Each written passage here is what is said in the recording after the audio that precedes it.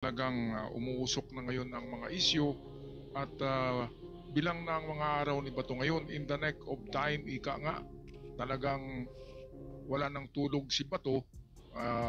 We're talking about Senator Bato de la Rosa dahil sa confirm na ng Senado na meron na palang warrant of arrest sa ICC at nagantay na lamang sila na ihain ito.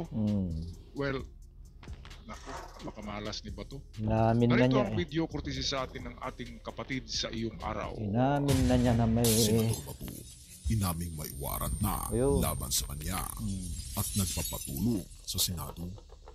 Kaya lang, ito ang bad news. Papakanlong. FPRRT, ikinanta na ang kanilang kasalanan at ang tanong, Senator Bato, game over na ba? Ako, Game over na talaga. Ika pa ni Senator Bato, may warrant na laban sa kanya at nagpapatulong sa Senado. Pero, mas mabilis na bang makukulong dahil kay FPRRD? Hihingi ng proteksyon sa Senado si Senador Bato de la Rosa sakaling pa-aresto ng International Criminal Court. Patay. Arestuhin tayo. First, of course, i-avail ko muna yung protection ng Senado. Nako, Because, utal-utal ka na, Bato. Up to now. So, i-avail ko muna. Then, up to what extent yung naibigay sa akin ng liderato ng Senado. Then, after that, isasama na tayo doon sa ICC. Nako, Hindi niya muna kung surrender hanggat kaya niya. Habang hindi pa kami adyon, hindi naman yung gawin yan. nako. Oh, kahit may warrant. Patay dyan. Naku. Kaya nga niya hanggat kaya ng sinunod. Walang matigas na bato sa mainit na ICC. Bato. Ay, wala pero decision kami. Kasi, Tiga mga kababayan, bakit pa iba-iba ang pahayag ni Bato? Kanina sabi niya Ay, sa isang video natin na Nakuutal na eh. handa siyang susuko at hindi niya idadamay ang pamilya niya. Baka daw pati pamilya niya, heartbeat daw. Yun ang sabi niya kanina eh. Ay, nauutal na si Bato. Nagpaano na siya eh. Nagpakup-kup kay Chis Escudero. Akala ba niya na si Chis? Akala niya na Kukup-kupin. pabor sa kanya. Hindi naman. Si Chis ay sikretong PBBM yan. Kaya nga, majority floor leader yan eh. President ng Senate. Itatalaga ba yan dyan ng majority kung yan ay Duterte? Siyempre, si Chis Escudero ay magsasabi na okay brother, tutulungan kita hanggang sa makaya ko lang ha. Pero kung hindi na kaya, bigay na kita doon. Ay, dako. Binigay din nila, di ba? Magdasal-dasal na Kaya, si Bato. Dapat kay Bato, hindi ko maano si Bato kung talagang intelihente ba ito. Kasi kanina sabi niya sa isang video natin na tinatraidor daw siya ni PBBM dahil pinayagan niya ang ICC na papasok. Nako. Hindi naman pumasok ang ICC, Interpol ang pumasok. Kasi matalino si PBBM. Ang pinagsasabi ni Diba? Bato. Hindi nga nagpamiyembro tayo sa ICC para malaman nila Bato na sa usapang lalaki ay lalaki si PBBM. At nang mag-usap sila noon na hindi sila ipagkanulo sa ICC ni Digong, hindi pa nila inaway noon si PBBM, kakaupo lang. Pero after 1 year ay binanatan kaagad nila para ma-impeach, para makaupo si BP Sara dahil yun talaga ang kanilang game plan. Na Vice President si Sara, hindi nila i-ousted nila si PBBM at kapag na-impeach, sure po si BP Sara pero hindi natuloy ang plano eh. Matalino Nandiyan si kasi ang Diyos nakatingin kung PBBM sino ang eh. talagang mabuting tao. Kaya magtataka ako kay De La Rosa, bakit umaasa siya kay Escudero, umaasa kay PBBM, na alam naman niya na nandoon na yung kanyang amo, ibig sabihin, Sumunod kung na lang nahuli siya. yung kanyang amo, mauhuli din siya. Kasi mas powerful yung amo niya eh. Di bakit sumurrender? Ibig sabihin, weak. Dapat sumunod na lang dun siya sa Diba? ICC. At sabi nga, game over. Wala nang baraha, sabi ni Trump. Joker You na have lang no meron. cards. Joker Pero na lang sabi nga meron sa kanila. ni Trump, Wala nang ganun alas. ang sasabihin ko dito. Wala ka ng alas, Bato. Ubus na ang alas nyo. Ubus. Kaya, game over. Balik tayo sa video. siya ng executive branch of government, no?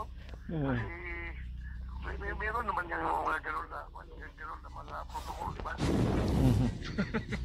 Protocol. Hindi naman makapagsalita ng maayos. Total na. Isang senador na dating matapang, ngayon tila naghahanap ng kanlungan. Sa gitna ng lumalakas na bulong-bulungan, kinumpirma na mismo ni Senator Ronald Bato de la Rosa na may warrant of arrest na siya mula sa International Criminal Court. Sa isang panayam, inamin ni Bato, Friday, madaling araw, yung flight ko dapat hindi ko na itinuloy dahil nakatanggap ako ng info na yun na, may warrant na kami. Ang info ko nga is dalawa na kami ni President Duterte, may warrant. Kung noon ay puro haka-haka lang ang usapin, ngayon ay malinaw na, tinutugis na sila ng batas. Pero bakit? Hindi siya sumama kay Duterte. Sa parehong panayam, ipinaliwanag ni Bato na hindi niya itinuloy ang kanyang biyahe dahil kailangan niyang harapin ang sitwasyon mula rito mismo sa Pilipinas. Sabi pa niya, sabi ko, hindi na ako tutuloy para asikasuhin ko yung, diba, sabi ko sa inyo, na pag may warrant kami, I will seek judicial relief from the Supreme Court. So yun doon ako nag-concentrate. Ngayon, kinoordinate ko lahat ng lawyers namin. Nagawa kami ng petisyon. Pero teka, kung si Duterte nga ay nakulong, bakit tila may ibang diskarte si Bato? Pero ito ang bad news para kay Senator Bato. FBRRD, inako na ang pagkakamali. Okay, bago tayo magpatuloy diyan sa pag-amin ni Digong Bato sa kanilang kasalanan ni Bato at ng iba pang mga sangkot diyan, ay itong si Bato ay nagsabi na mayroon nga silang intelligence at nalaman niya na kasama siya sa warrant of arrest. Pero bakit hindi siya hinahanap? Bakit si Digong lang ang dinala muna sa ICC?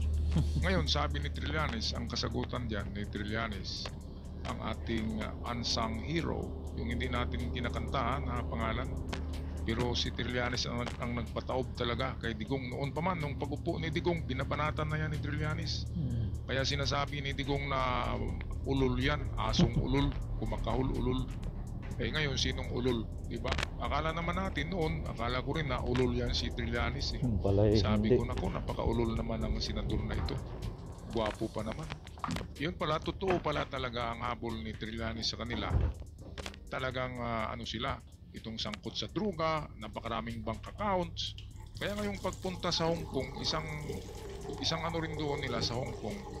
Kaya dala-dala niya yung mga opisyalis ng PNP na tukhang niya na PNP officials kasama niya sa Hong Kong. Dahil sa yung kay Trillanes, yung mga pangalan ng mga opisyal na yun ay ginamit sa bank accounts. Dahil sa alam ni Digong na ikukulong na sila, siyempre, kukunin niya na ang mga accounts niya sa Hong Kong. At sinara na. Yung mga kasama daw, yun ang mga pangalan ng bank accounts. Si Trillanes ang nagsabi noon, hindi ako baka may magalit na naman. Kaya yan, ang pangalawang ano doon, ang una talaga ay i-exit na siya papuntang China. Pero, pagtawag niya kay Xi Jinping, this number is out of reach. Ayan ang sumagot. Wala nang ano. Hindi na siya entertain ni Xi Wala Jinping. nang entertain Nagbagong ni... isip na baka madamay pa siya kapag mag-harbor siya ng isang kriminal, di ba? Kapag nagtatago ka ng kriminal, tinago mo, kasama ka rin eh. Magiging accessories ka. Kaya magiging masama si Xi Jinping sa mata ng European Union, ng ICC at ng Interpol. Kaya hindi ginawa ni Xi Jinping. Hugas kamay si Xi Jinping, marunong na. At ngayon si Xi Jinping ay wala ng pag-asa. Sa West Philippine Sea, ang gagawin ni Xi Jinping ay makipagbati muli kay PBBM para ang ekonomiya nila ay tataas muli dahil hindi na tayo ganong umaangkat sa sa China. Dapat iban na yan eh. Kaya lang mayroong mga Chinese businessman talaga dito na nagdadala ng produkto sa China. Dapat i-ban yan, yung mga inchik na yan. Para ano? Na nagtitinda ng mga Chinese products. Dapat itinda ng mga inchik na yan ay produkto natin. Sila lang yung yumayaman eh. Okay, so yun.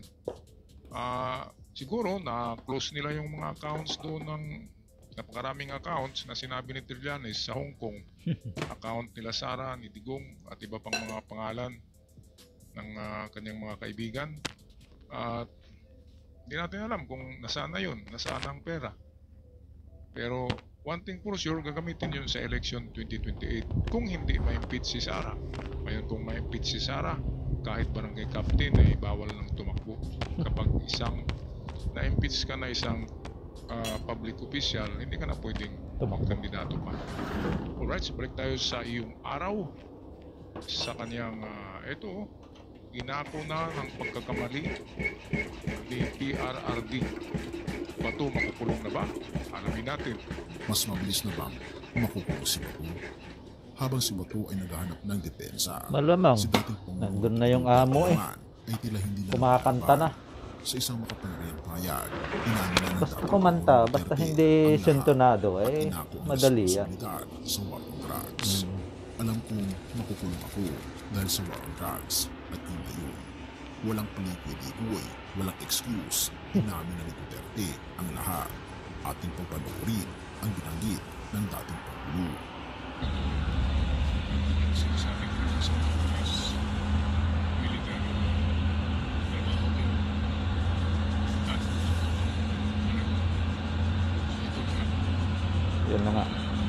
all the whatever happened in the past. Sinabi ko, I will protect you.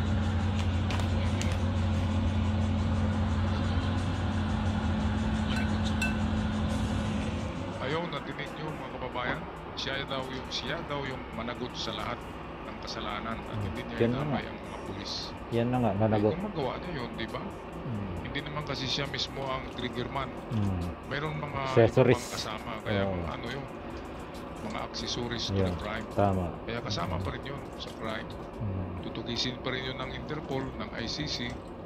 Kaya si Albayalde ngayon, General Albayalde ay mag-state witness na eh. Patay. State witness na siya against Bato and PRRD. Kasi dadamay siya eh. Kasi kasama din siya sa tukang nang maging senador na si Bato ay siya yung pumalit. Andin patuloy pa rin ang tukhang. Kaya siyempre kasama siya. Pero number 2 talaga itong si Bato de la Rosa ay talagang meron ng warrant. Si Albayalde ay babalikan pa yan. Matagal-tagal pa yan, sabi ni Trillanes. At kasama na rin doon yung mga talagang mga triggerman. At dito lilitisin sa Pilipinas itong mga accessories to the crime.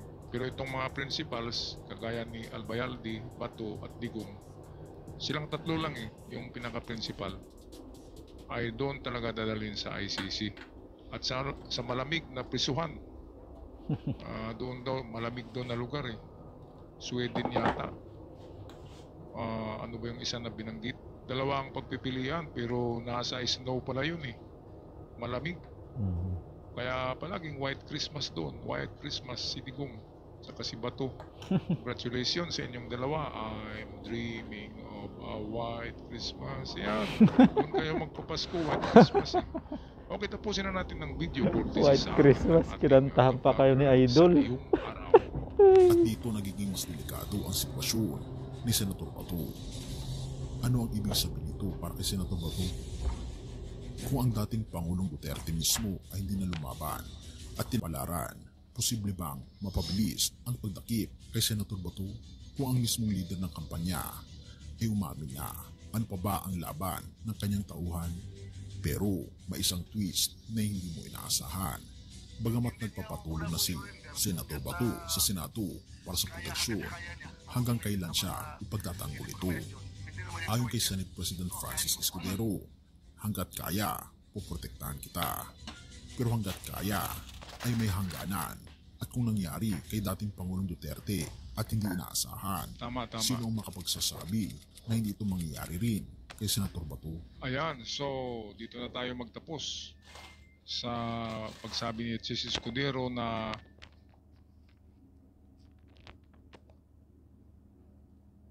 protektahan kita hanggang kaya lang. Pero kung hindi kaya ay wala akong magawa. So sa ganyang pananalita ni Chis Escudero, walang tiyak. Kaya para sa akin, kung ako si Bato, ay maghanda-handa na ako, magbalot-balot na, di ba? Pero sa kanina, sabi ni Bato sa isang video na malaki daw ang Pilipinas at marami siyang mapagtaguan. Kaya ito na yung magiging baruk na siya ang taong Bato. Nagtatago sa bato na kuweba. Nagtatago sa likod ng bato, ang daming nagko-comment eh. Ang bato daw naging buhangin na pulbos. Pwede namang magtago, katulad kay sino ba yung taga-Ipugaw na general? Pwedeng magtatago eh. Si Pero ano? nasa bundok ka. Yung si... Nasa bundok, hindi ka palaging makababa kasi wanted ka eh. Meron kang reward, bounty. Mahirap ang buhay ng magtatago. Bantag pala yung si Bantag. Bantag. Nagtatago ngayon eh. Hindi talaga mahuhuli kasi nasa Ipugaw. Ang daming kuweba sa Ipugaw eh. Paano mo yun Pabundukan. hanapin? Di ba? Kaya kay Bato, pwede siyang magtago. Sabi niya, nagsurvey niya siya sa Agusan kung saan siya magtago. Umabot daw siya dito sa Surigao del Sur. Naghanap ng nagkampanya daw pero naghanap yun ng matataguan. Kaya pala Kasi nagtago. marami siyang mga ano doon, mga kakilala, di ba? Mga subordinates sa PNP. Ngayon, okay ang magtago. Kaya magandaan mo na yan Bato. Magdala ka na ng mga baon mo, mga Tinapay. canned goods. Pandesal. Kain. Damihan mo para hindi ka magtutulog, mapapayat ka. Yun Ay, na. naku. Ito talaga ang ano, kapag may utang ka, bayaran. Yan ang kasabihan ng matanda eh. Kapag may utang, bayaran. Bayaran talaga ang utang. Kasi kung matagal mong bayaran yan, may tubo na yan, interest. At mga lalaki pa, di ba? Mga Habang kababayan, maaga, bayaran pag-comment na. sa inyong mga salubin sa ating comment section. At huwag kalimutan sa mga bago pa lamang mag-subscribe sa ating channel